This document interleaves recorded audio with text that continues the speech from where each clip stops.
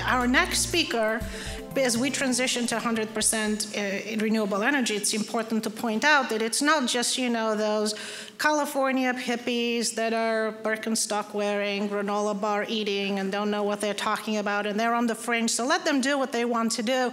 The real world is going to have a harder time transitioning. And our next speaker exemplifies a tradition that it's not only in California. It's in mid-America. It's in states where we wouldn't expect that the 100% renewable energy concept is starting to have a domino effect and is starting to have an avalanche effect. And people are understanding that it's okay to go 100% renewable energy for the environmental reasons and for other green reasons as well, which means money. And that's okay. We can make money going green as well. So Jonathan Weisgall is the VP of Berkshire Hathaway. He is also on the board of the Center for Energy Efficiency and Renewable Technology, CERT, and he's vice president of the Geothermal Association. But in introducing speakers, I also like to have an anecdote. He really saved me in Argentina. When I was in Argentina talking to their regulators about how you must go to renewables, it's easy to integrate renewables. We can make it happen and the grid can handle it. And of course, they looked at me and said, yeah, but it's California and you guys say these things. Give us a real life example of someone integrating renewables that actually happens not in California, but where you wouldn't expect. And on that very day, for the very first time, Berkshire Hathaway, through Mid-America, their company in Iowa, issued a press release that they were shooting for 83% with their new project of wind in Iowa on their pathway to 100% renewable energy in Iowa for wind. And at the same time, they're one of the lowest cost utilities.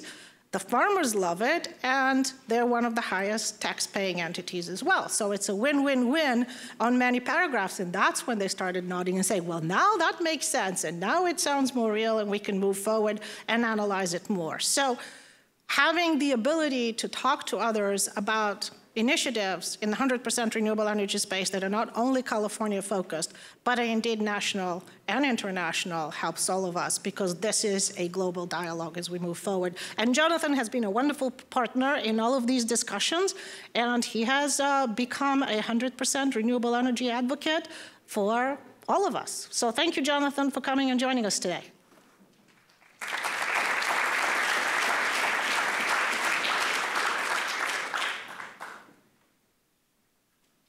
Thank you, Angelina. Thanks very much. I want to cover a lot in 15 minutes.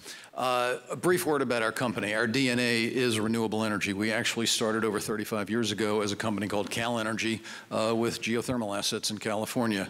35 years later, we still have those, but we've grown a lot. We were acquired by Berkshire Hathaway in 2000. We did become Mid-American Energy Holdings Company at the time, and then about 4 years ago changed the name to Berkshire Hathaway Energy.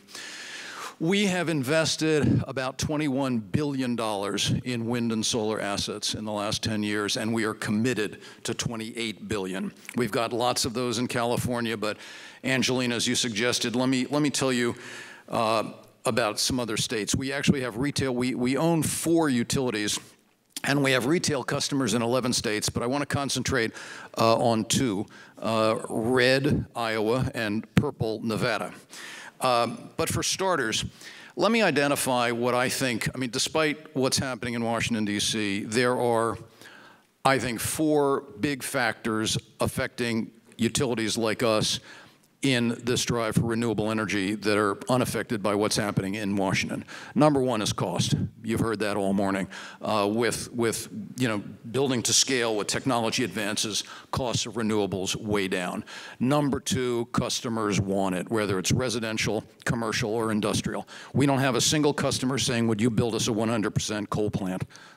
Google, Microsoft, Kaiser Permanente, all want 100% renewable energy.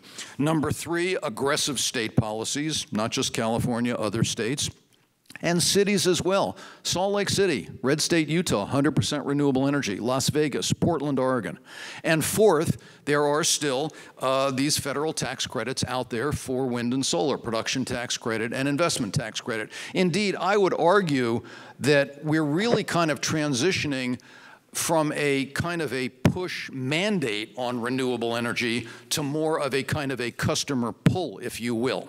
So with that background, let me talk about these two states. In Iowa, we have a utility, Mid-American Energy Company. We've got 4,400 megawatts of wind already, with $7.5 billion invested. We're on a road to 6,000 megawatts. By 2020, we will produce enough renewable energy, primarily wind, to match 95% of our Iowa customers' needs. We've got 2,200 turbines. Iowa's got 99 counties. We've spread them out. We're in 26 of the 99 counties. We'll be paying almost $2 billion over the next 30 years in landowner payments and taxes. That's why farmers love renewable energy. Indeed, it's a reliable secondary source of income against the fluctuating costs of soybeans, corn, and the like. But there's another key point. Together with those investments, we have the 9th lowest rates of any utility in the United States, 32% below the national average. And we have had exactly one rate increase since 1997, and that was scrubbers for coal plants, by the way. So from 1997 through 2027 or 2028, a period of 30 to 31 years, we will have 0 rate increases. So, repeat, 95% renewable energy by 2020 with a goal of 100%, and with unbelievably low rates. Now, a footnote, and maybe a shout out to the next panel, but highly relevant. We could not do this if Iowa were its own balancing authority. We are part of MISO, Todd Foley referred to earlier, the Mid-Continent Independent System Operator, a 15-state commercial market from Louisiana up to Montana that's got 188,000 megawatts available in a commercial market on a real-time 5-minute basis. So when the wind is not blowing, obviously we buy into that market. And when there's excess wind because we've exceeded 100%, we sell that excess into that market. How did we get there? That's an interesting story. Iowa had the first renewable energy portfolio standard, the first RPS in the United States in 1983, 105 megawatts. Hasn't changed since then, by the way. So the RPS has not been a driver, but it started. That was 13 years before any other, 11 years before any other state had one. We met that very early on with PPAs because our regulators were not wild about it. They saw wind as too risky, didn't want to burden customers. And the legal standard was still least cost resource for customers. So we got 2 power purchase agreements. We reached that standard easily. Then in 2003, there was a collaboration. We had Governor Tom Vilsack, we had labor unions, we had environmental groups. We kind of had really all stakeholders come together. We had just gone through a very difficult time with a cogen plant where we had had costs that were deemed not prudently incurred, and we came up with a new concept of advanced rate-making principles. Number 1, let the utility build. Number 2, before we built a project, we would lock in an authorized rate of return for the project to give customers, regulators, and other stakeholders a share in debating what that rate of return, rate on equity should be. Number 3, a rate freeze. And number 4, a cost cap. And that was incorporated in legislation in Iowa within a year. And just very briefly, language. It is the intent to encourage the development of renewable electric power generation and to, this is interesting, to encourage rate-regulated utilities to consider altering existing electric generating facilities when reasonable to manage carbon emission intensity in order to facilitate the transition to a carbon-constrained environment. As a result, we closed 506 coal plants, converted 1 to natural gas, and we've been building ever since. Now, that's utility build. Challenges, absolutely. Every year there have been challenges from independent producers, Avangrid, NRG, major litigation back in 2007, 2008, but it has worked. Kind of a 3-legged stool, if you will. A legislative framework, good regulatory outcome for customers and our offer of a rate freeze, and certainty. Other factors may be unique to Iowa, but not necessarily.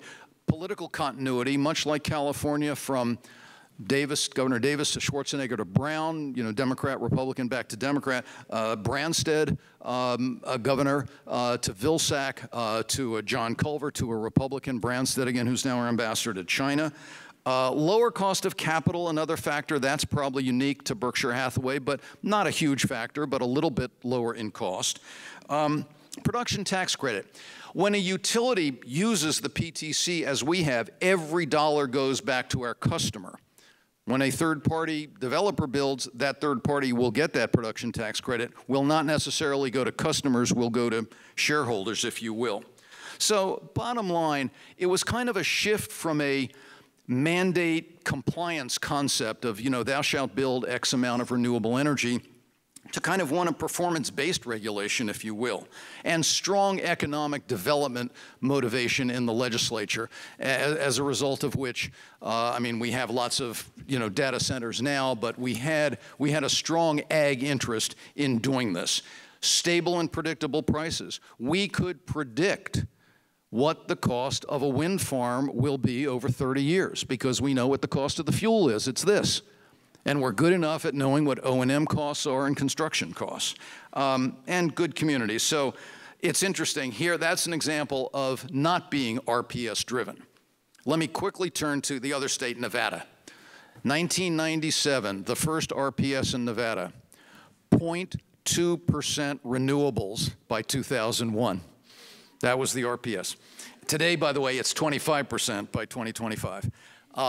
Our other utility that we own, NV Energy, is already at 23%.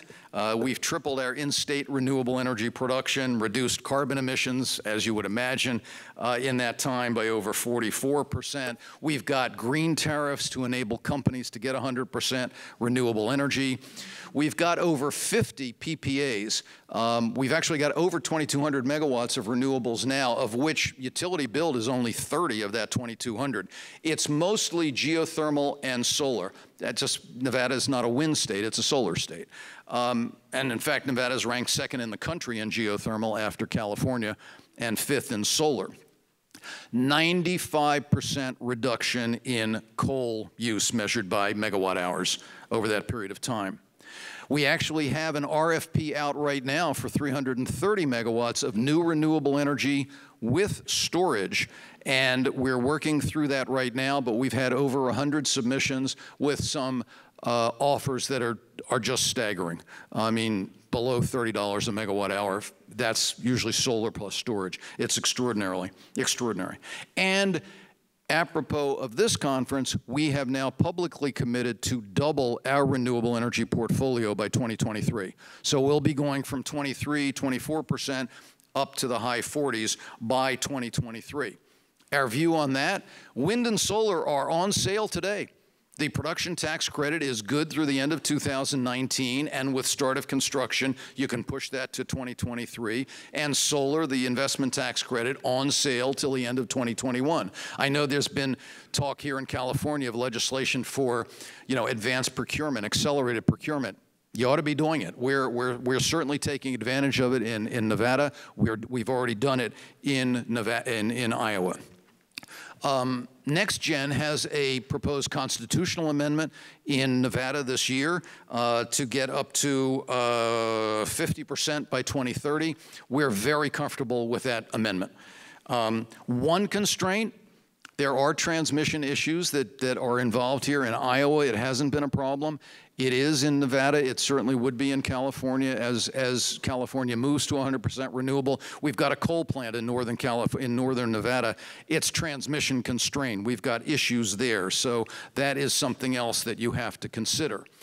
But, and it's really kind of interesting, on the regulatory side, we actually had the Public Utility Commission of Nevada not long ago reject a solar plant proposal that we made because we were already in excess of the RPS. That attitude has changed.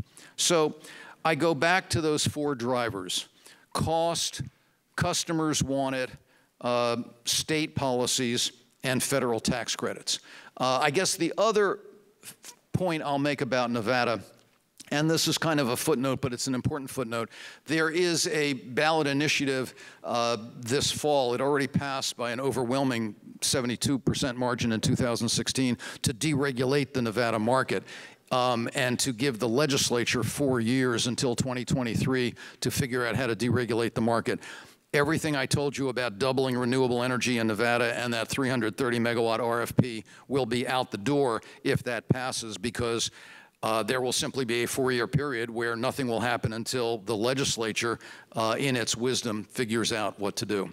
So, you know, the story here is, you know, the big bad utility can do a good job. We had good leadership in the utility in our company.